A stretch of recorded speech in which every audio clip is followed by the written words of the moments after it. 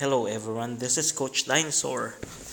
Today I'm going to share with you the Sicilian Four Knights, which recently um, became popular among elite players like Karjakin and Shirub.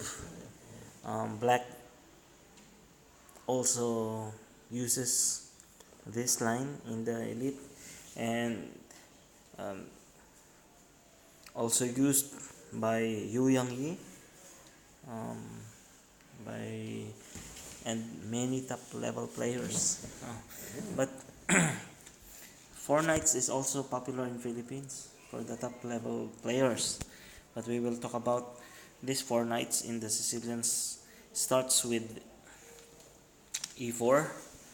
Um, pero bago ang lahat po, we would like to thank everyone for your support to my YouTube channel, and I will continue to spread more quality opening lines, end games, strategy, and other things pertaining to chess.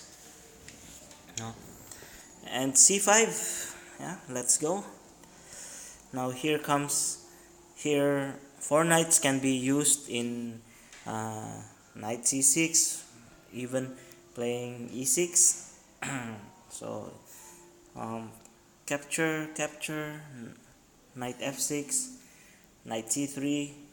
Previously we talked about pin variation, but we will also have more videos in this kind of setup. We also have some lines pertaining to this. Knight c6, knight f6, and knight c3. There's other major line in this. There is classical line, Richter Roser. There is also Sveshnikov, or the Pelican defense. The Pelican. So where white plays knight db5 and so on and so forth. But here black plays e6. This game is what we call now Four Knights, because Sicilian Four Knights, meron din Sicilian sa Italian game or Giocopiano. There is variation, meron din variation ngayon ang Sicilian. This is the typical Four Knights, no? So with this, black can use the dark squared bishop, while white can both use the light and the dark squared bishop. So the main line in this position is also knight db5, and if d6, there is bishop f4. Then this will transpose to Pelican, with a6, knight a3, b5, and etc. There is also use one of the main points black plays is bishop b4. Here the bishop is pinning the knight on f6 on c3, and it will start a d5 plan. So normal line is a3. Of course, if you play this, you will have a problem after king e6. Looks weird for black king to move, but black's position is pretty fine. Has no problem at all actually. After knight captures, then rook takes, still the black king is safe. So for example, bishop d3, then there goes d6. There's also rook e8, and it's more equal, but black has already developed more pieces, and king can manage to its own safety. Pero we are not going to talk about knight db5 po. We will discuss other than that knight db5 kasi marami talagang master na nakaka-equalize very easily after this move, no? D3 and then castle. Marami talaga nakaka-equalize sa larong ito. And we will not talk about this line. We don't suggest, but previously we used this. I also have some good results, but it's really tough. So we will talk about, instead of knight db5, is knight captures knight. No? So we are forcing black to recapture with the b, or else if pawn captures, because black wanted to exchange the queen easily and then propose drawish endgame, but actually black will have a problem if this happens, and I will show you how you can maximize your full potential in this position. So of course, queen captures queen, king takes, bishop f4 is the key move here, right? So black also need to move his king on e7, but it will block the bishop on f8.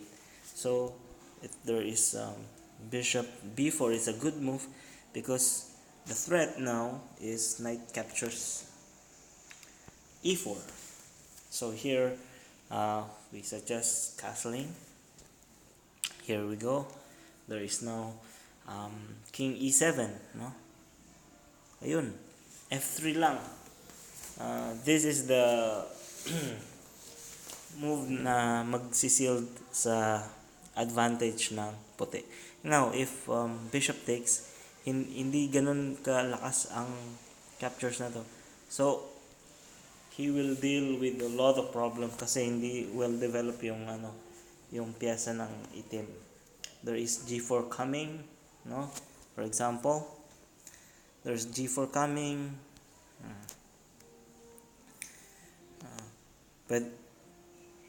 Pwede na ngang mag e5 ka, pwede ka rin mag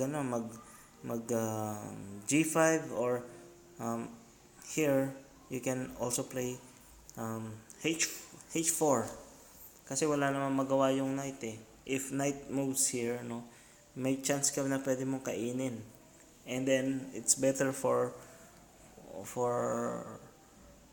black na hindi ibigayan. So may mga c5 ganyan, but putting to problem, no? So hindi basta-basta makaka-push, kasi after doon may mga threat na sa c7 niya, bishop c7, no? To prevent, kasi wala naman na ganito.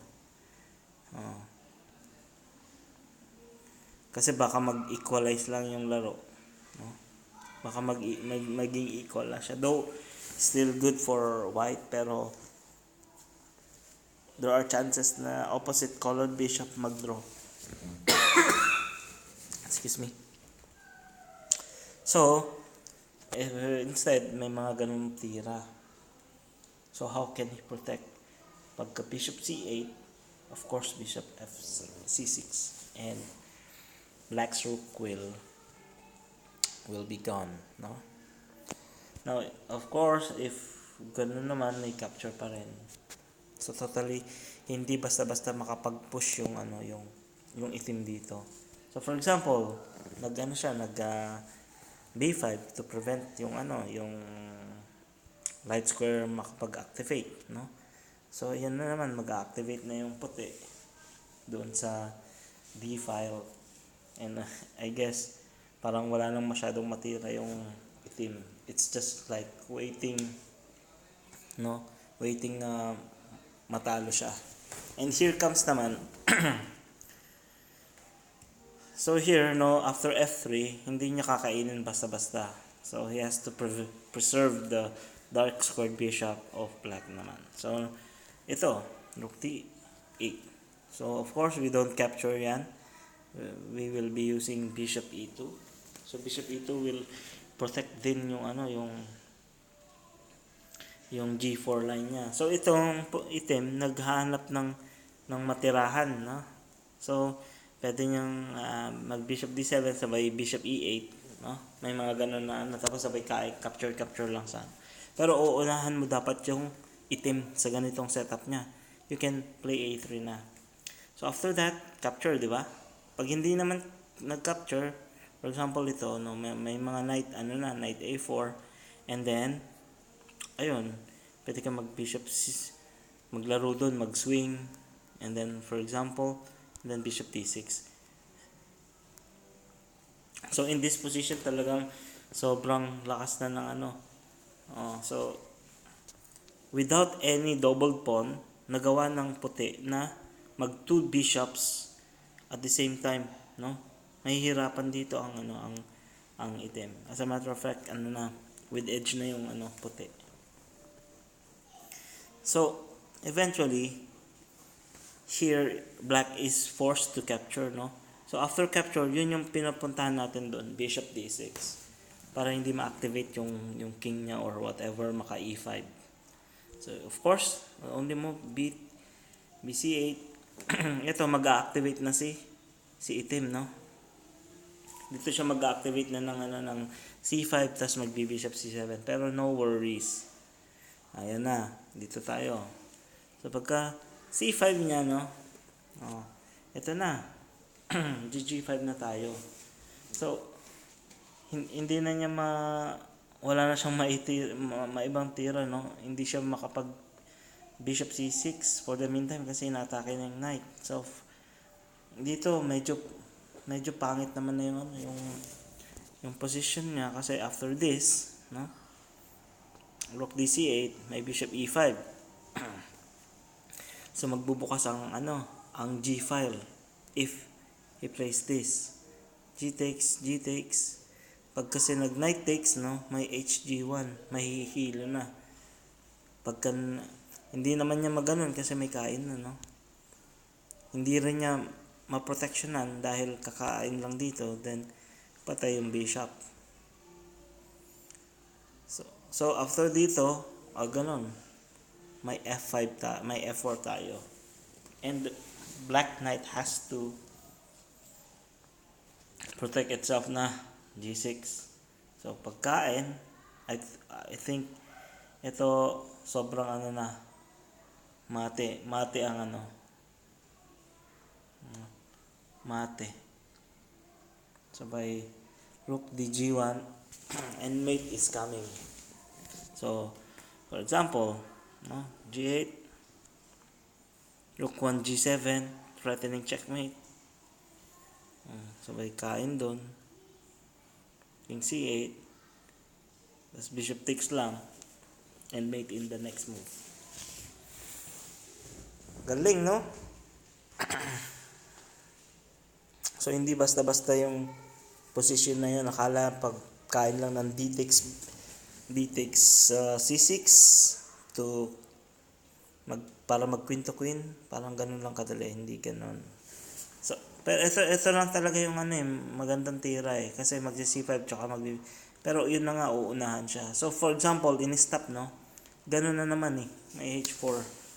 So very hard, very tough talaga yung position, you know? So for example, okay, gumanito, nag g5. Okay, here comes, pinag-usapan natin yung knight g8 kanina. Here comes naman ito. For example, hindi niya i-give up yun, no? So may mga f5 tayo. So pagka g6, ayun na, f5 na.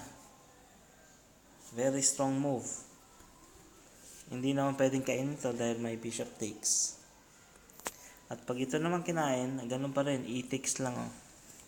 So again, if bishop takes pawn, ayun na, kawawa na to.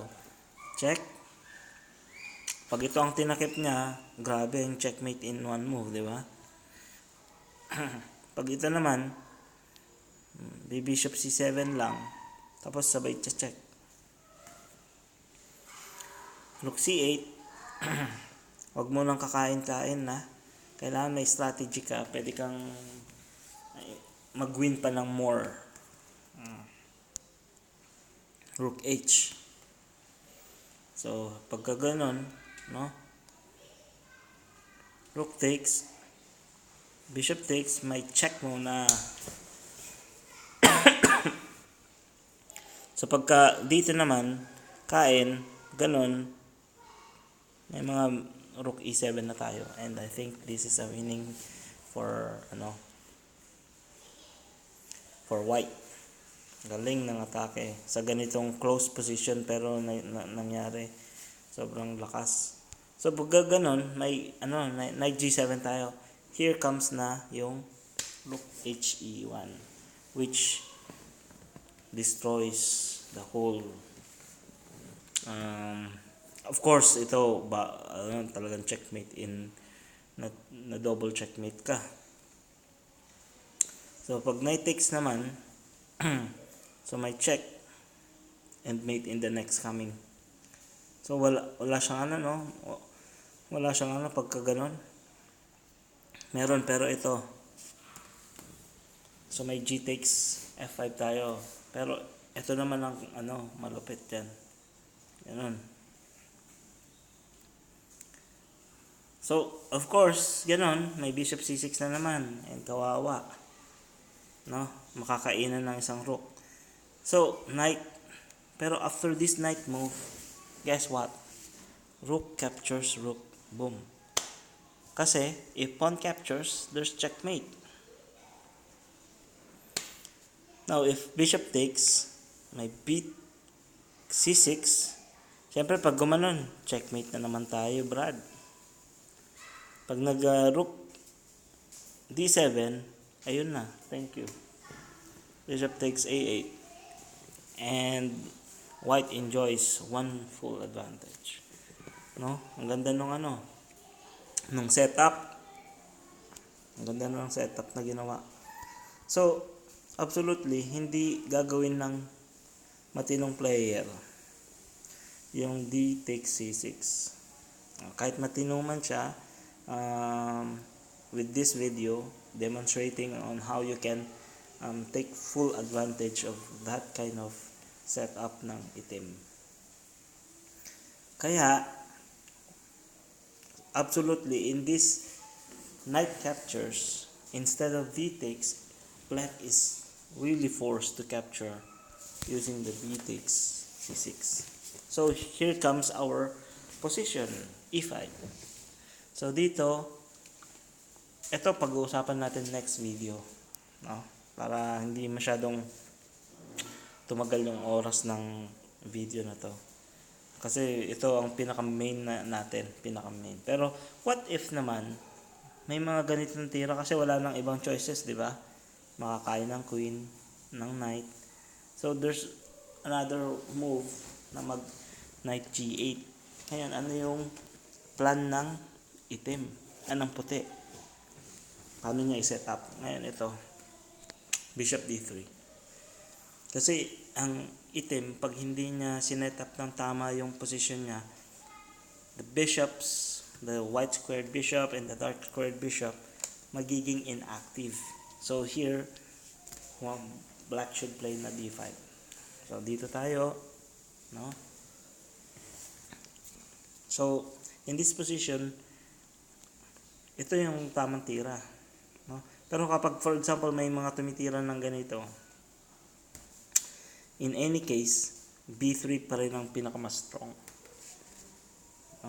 b3 pa rin to prevent the c4. So, syempre pag ito naman yung tinira ng itim, this knight, no, the knight on g8, has hard time kung paano niya i-develop yung knight. So, in this position, white can play queen f3. So, for example, nag-queen c7, may mga knight b5 tayo dyan. Queen B6, C4. And then if you can see, Black King has hard time to develop the pieces and its own safety. Very hard. So after Bishop B7, may mga kain pa rin dito. B takes, Queen G3. So how you can prevent? So pag nag G6, may mga ganun na. And absolutely, papasukin na ng puti yung mga dark squared. Mga dark squares. Bali mahirapan siya. So may mga Bishop E3. Pag nag-queen to queen naman, pwede na yan. No? But how can you survive? Mahirapan ka ma-survive talaga to. Itong position nito. So for in such case, Black is already losing. So hindi basta-basta makakatira ng mga C5 yung So he has to set up muna niya yung piyasa niya instead of pawns. Knight E7. May mga tumitira na ito. Pero after Queen G4, ayun. He has to think about this. Kasi pag nag-King F8, Knight